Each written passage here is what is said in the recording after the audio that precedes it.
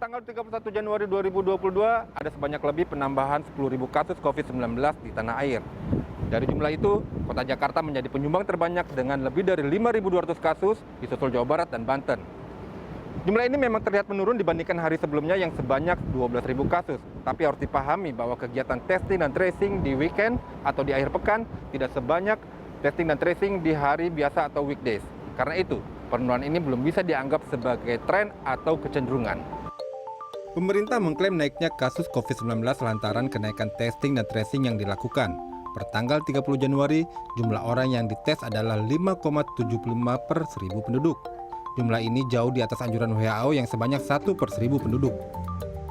Namun demikian harus diwaspadai positivity rate yang mengalami kenaikan sebesar 3,65%. Sehingga total positivity rate PCR test telah mencapai 24%, jauh melebihi standar WHO yang hanya 5%. Dari data tersebut kami mencoba menganalisa bahwa jumlah rawat inap rumah sakit Indonesia dapat lebih tinggi dari Delta.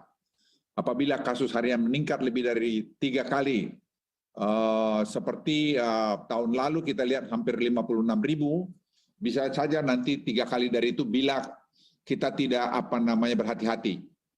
Namun hingga saat ini kami masih memperkirakan angka tersebut kecil kemungkinan terjadi.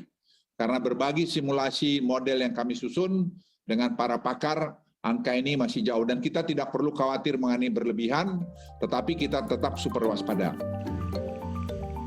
Pemerintah juga menilai kenaikan laju positif COVID-19 ini karena varian Omikron. Indonesia dipastikan akan mengalami masa puncak kasus yang diperkirakan terjadi di akhir bulan Februari. Penularannya ini tinggi sekali dan Indonesia pasti akan mengalami ini. Jadi kalau puncaknya kita dulu pernah 57.000 per hari, kita mesti siap-siap dan hati-hati dan waspada, tidak perlu kaget kalau melihat di negara-negara lain itu bisa 2 kali sampai 3 kali di atas puncak Delta.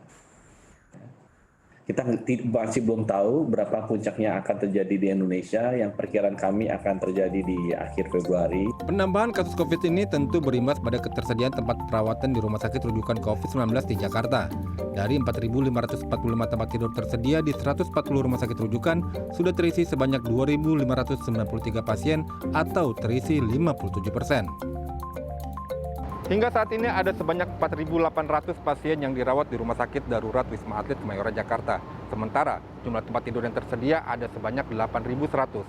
Dengan jumlah ini, total tingkat keterisian Rumah Sakit Darurat COVID-19 Wisma Atlet Kemayoran ada sebanyak 59%. Dengan keadaan yang semakin mengkhawatirkan ini, maka tidak ada pilihan lain bagi kita selain memperketat protokol kesehatan.